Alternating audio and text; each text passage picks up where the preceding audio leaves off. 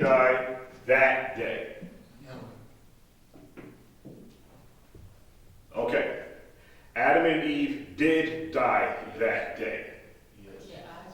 Yeah, they did die at that day. At the moment you transgress Torah, the instructions, the light immediately goes out. This is the reason why the Father's having this conversation with Adam and Eve in the garden. Where are you? So it's not like you had talked about last week where the Father didn't know where Adam and Eve was at. I want to know where you're at mentally, spiritually, and physically. I need to know where you're at. And being now that they began to make these excuses now, all right, you are now you put yourself in the category now of being unconscious. So they did die at that very point. That very point. For example, and I'm going to go way out there. The moment you even think about another man's Isha, you're now dead. You started to because that's where thoughts begin. First, thoughts begin in the mind first. They work in the head, and then what works in the head, it actually manifests itself to the physical act. And so that's why the scripture said, even if you even think upon another man's Isha, you've already committed adultery. And so again, what we're trying to do is raise our level of consciousness where we're now in perfect alignment with the Mashiyach, because at the moment that they were disobedient, they actually now were considered dead.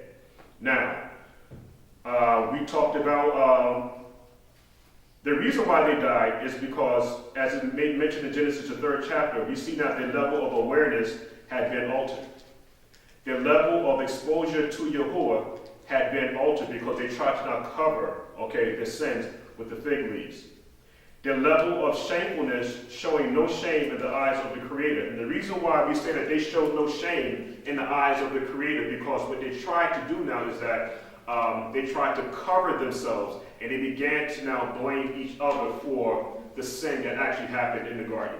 Nobody took on the responsibility. And that's going to be very important as we begin to understand Scripture, is that when the Father is speaking with you, if I have a problem with my Isha, and the Father, I'm using this as an example. I have a problem with my Isha, and the Father said, listen, you know what, I need to know what the situation is. Whenever I begin to say, listen, you know what, well, because she did this and he did this and stuff like that, that's not what I asked you.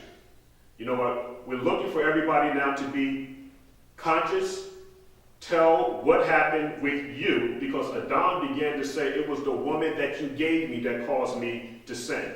And then we're going to have to ask ourselves, did the Father bring his Isha to him to tempt him into sin? That didn't happen. All right. The next thing now, so simply said, once all these things began to happen, awareness, exposure, shamefulness, at that point, there was a total breakdown in communication. We can collectively or no longer be compatible with our companion Yahuah. I'll read it again. With everything that happened in the garden, we see that there was a breakdown in communication. We know that there was a breakdown in communication because Adam began to explain, and not explain, but accuse his Isha of what he should have done. Because the commandments were first given to Adam. And we know that Adam shared this information with his Isha because she began now to recite the information that her Ish gave her to the adversary. And what happened was that, again, when we began to reason outside of Torah, that's when there's going to become a problem. We are never, ever to reason with anybody outside of Torah. If we do that, that's going to be a disconnect. And at the very moment there's a disconnect, you're now considered dead to the Father. Dead. Now, again, there has been a total breakdown in communication. We collectively are no longer compatible with our companion Yahuah. Let's go to Genesis, the 2nd chapter. No, the 1st chapter, verse 26. Watch how this works. And Elohim said, let us make man in our image after our likeness, and let them, male and female, of mankind, have dominion over the fish of the sea, over the fowls of the air, and over the cattle, and over the earth, and over every creeping thing that creepeth upon the earth. What just happened here? He gave out authority. I gave dominion. Exactly. So there's a lot that's going on here. But we see now, with the creation story, everything has a mate. Okay? We're going to speed it up here a little bit. Scripture said that it is not good for man to be alone. But watch what happens. And I talked about this earlier in the lesson. Understanding the Father's love. Okay? Yahuah, the Father's love. The Father now brought forth out of himself a perfect, compatible being. And who was that? Yahusha. The Mashiyach. The Father went inside of himself and brought out the physical manifestation of himself in the flesh, which was the Mashiyach, which now makes the Mashiyach and the Father compatible. If you have seen me, you have seen the Father.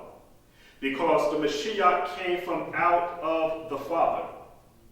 Now watch how this goes, with the story that we just read. You can even see more examples of this. I'll go ahead and read it. In Genesis 2nd chapter, verse 7. It says, and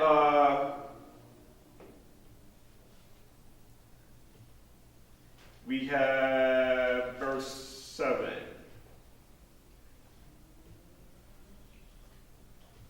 I read the verse 7. And Yahuah formed man out of the dust of the ground. That word formed, just like we had went into before. In Isaiah 45:18, that word formed is the Hebrew word yasar. But he said he formed out of the dust of the ground and breathed into his nostrils the breath of life, which is Kai, and the man became a living soul. So it wasn't until the Father actually breathed into this man that this man became a living soul. At that point, he's now consciousness. But until the Father breathed into him, prior to him breathing into the man, he was in a state of unconsciousness. And then it said that it's not good for man to be alone. I'm just going to speed it up a little bit. So what the Father now did is now he made Adam a companion that was going to be compatible to him.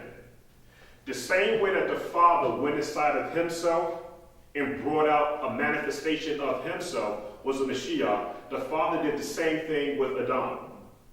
He went inside of Adam and brought out a helpmeet for him. And this woman now was compatible, and she was his companion. All right? The same thing. Because what's happening now is that just as the Mashiyach is an example of the Father, the Isha now is an example of her husband. Okay.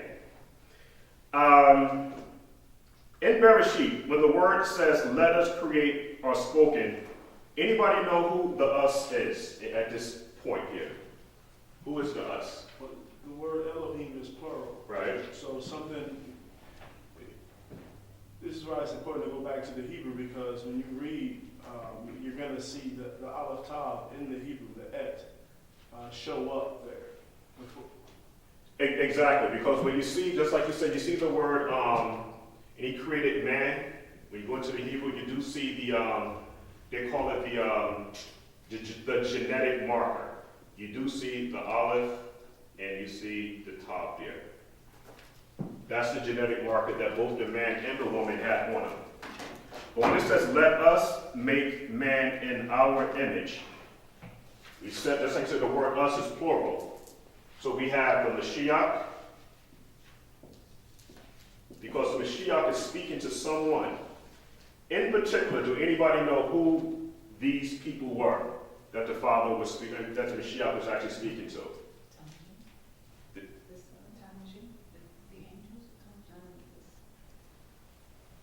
Yeah, some Rose?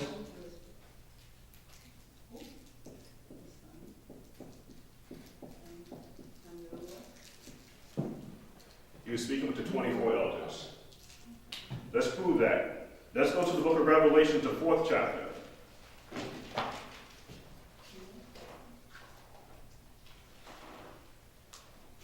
Revelations, the 24th chapter. What we doing with time, my kid? What chapter? 20. Oh, okay. That's a trick. Was it saying we paying attention? Yeah, Revelation, the 4th chapter. My bad. Revelation, the 4th chapter. Revelations. Revelation. Well, there are revelations. We're going to the book of Revelation, the 4th chapter.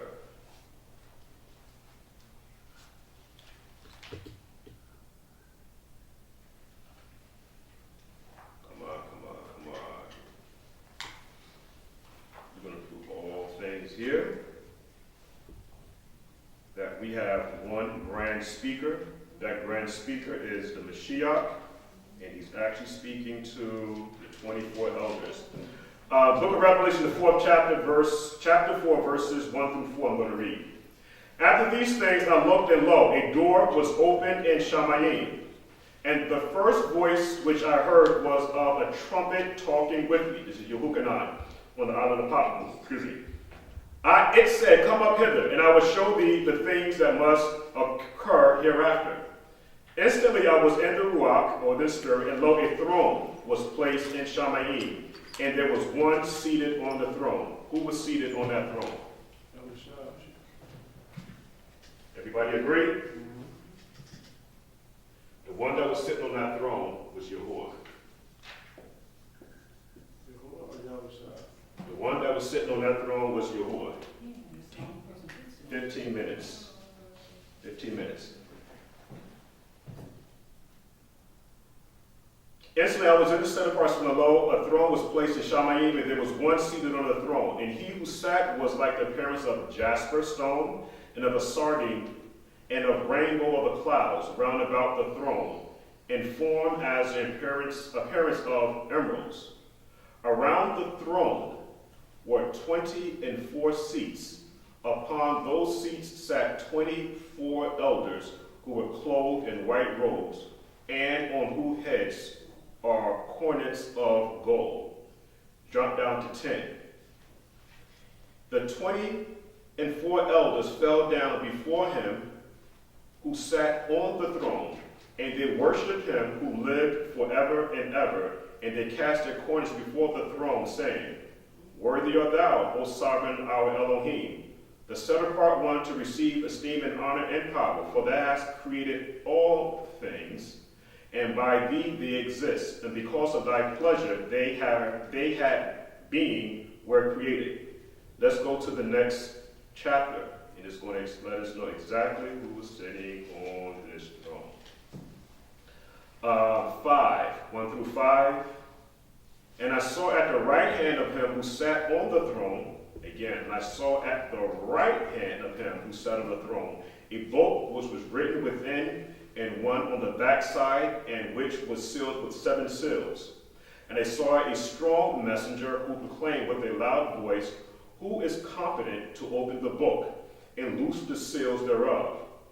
And no one, either in heaven above, or on the earth, or beneath the earth, was able to open the book or to look thereon. And I wept much because no one was found who was competent to open the book or to look on it. And one of the 24 elders said unto me, Yahuah, weep not. Behold, the Lion of the tribe of Judah, the root of David, hath been victorious. He will open the book and its 7 seals.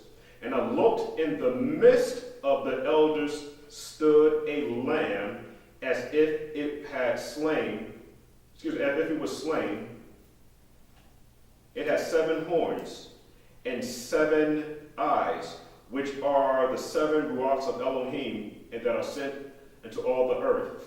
And he came and took the book from the right hand of him who sat on the throne. Verse 6 again. And I looked, and in the midst of the elders stood a lamb. And so now we have these elders, And amongst these elders, we have someone very important, which is now who? Now we have Yahusha. He's standing in the midst of these elders. So the one that's actually having this conversation from the very beginning is the Mashiyach. He's speaking with the elders, and this is the reason why the Mashiyach said, when he was on the cross, on the tree, he told the Father to restore him to the glory that he had before the world began. So it was always about the Mashiyach. He was the lamb that was slain from the foundation of the earth. Watch how the story goes. And I looked in the midst of the elders. There stood a lamb as if slain. It had 7 horns and 7 eyes, which are the 7 spirits and rocks that are sent from the earth. And he came and took the book from the right hand of him who sat on the throne. And when he took the book, the 4 animals and the 24 elders fell down before the Lamb, each of them having a harp and cups of gold full of odors, which are the supplications of the saints. So we'll stop here. What I just wanted to show here now is that who was actually sitting on the throne, okay, who is in the midst of the elders. The Mashiyach now comes and takes the book. The Mashiyach now is the one that is able now to open up the 7 seals. He was the one who proved himself worthy from the very beginning to be that sacrificial sacrifice for the nation of Yashra'al. Now, let's talk a little bit about consciousness and unconsciousness, but we're going to do it a little bit different.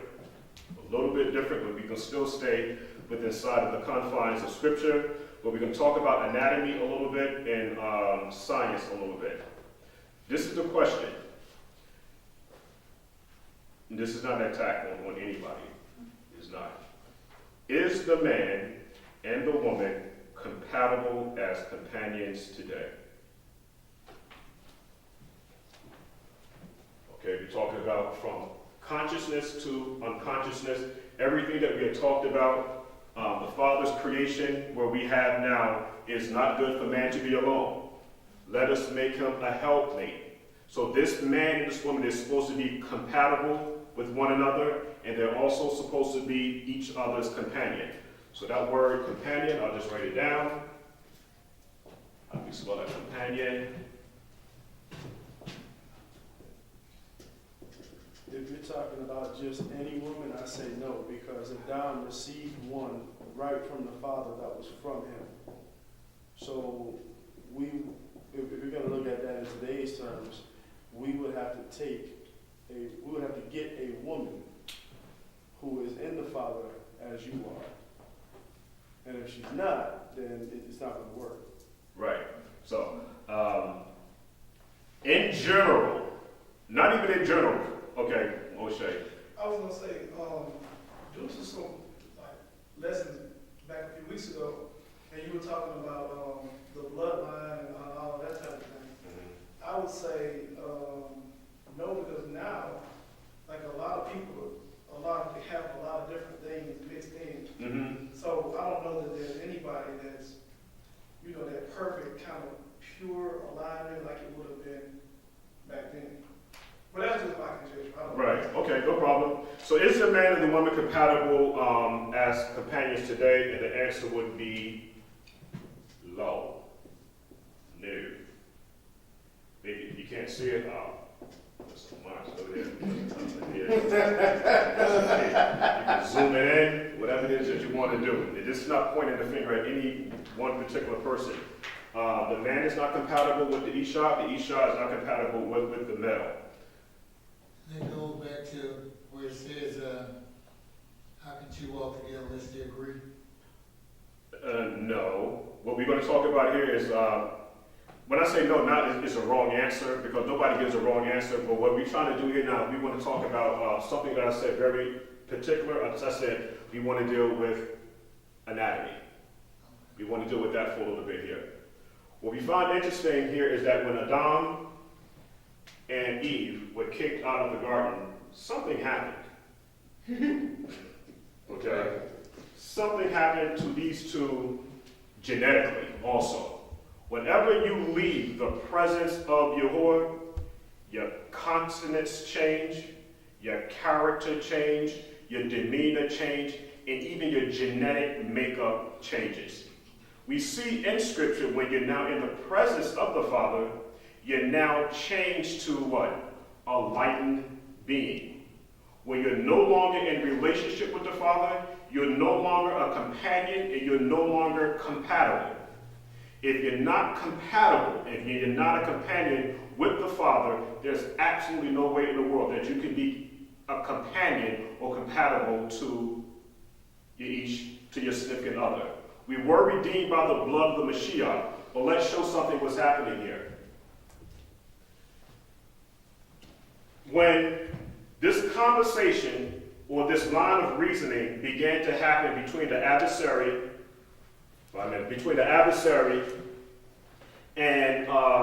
and Eve, we have now reasoning outside of Torah. When that happened now, we see that Adam and Eve they were expelled from the garden. When they were expelled from the garden, what I noticed was very interesting here now is that in order to be a companion and to be compatible, there shouldn't be any problems with creation, as long as you're now conscious with the Father.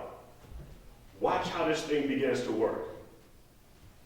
When we see now the light, which is this light shining or coming to this darkness, bringing understanding, watch how this now works now in creation, because it's all about anatomy and creation. When we see Adam and Eve procreating after they were kicked out of the garden, notice how one child was agreeable and the other one was disagreeable. When we have that noon, okay, which looks like this, which is that sperm cell there, when it's traveling as a light in the state of darkness or unconsciousness, because this is what's important too now, is that, make sure that this falls in perfectly. Remember in Scripture, it never talks about, it talks about darkness one time. But in the recreation story, it says evening to evening. When it gets what we're calling dark now, that's not the type of darkness that the Scripture was talking about during this state of unconsciousness with the earth. This is where it gets real interesting, all right? Because again, we're going to have to use some type of reasoning here. And it is documented. We can find this in Scripture. I wrote down a few things here that I came across. When we talk about this type of darkness, Mr. McCall, we're talking about before light. Watch this type of darkness. Before light, before energy, before matter. We have another stage that I found out about. Before time, before place, before space. We have before body, before the body, before the soul, and before the spirit. This type of darkness we have never experienced. Not this type of darkness. Before light, before energy, before matter, before time, place, or space, before body, soul, spirit. Because like I said before now, is that when the Father called righteousness or consciousness into being now, is that it had to travel now from the Father to its destination, which was this place of confusion or unconsciousness, which was the earth. We talked about how fast light begins to travel. Now, once this light comes into this conscious state, we now have the beginning of time. But prior to that, just a glance. Have you ever been in a rural area where the darkness is just so loud where it begins to hurt your ears? So imagine now something maybe 10 times or maybe 100 times now darker than that.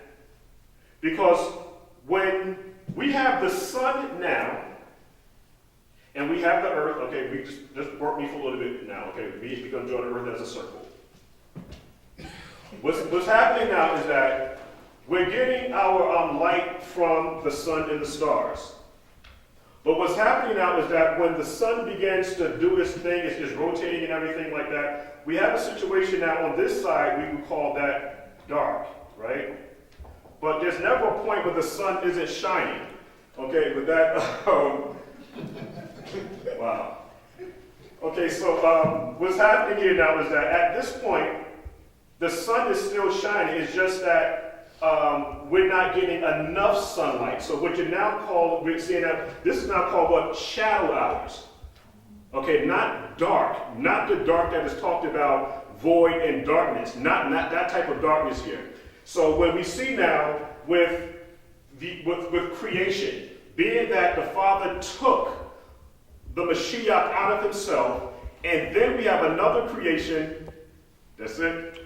Okay, and so what happened now is that we have another creation where the Father now is going to now look inside of Adam, okay, and now bring out his Ishar. We now have another creation story because, again, the whole creation situation was about repopulating the earth. So now we have a situation where when this next light, or this next creation, we'll stop right there, but let me just finish this.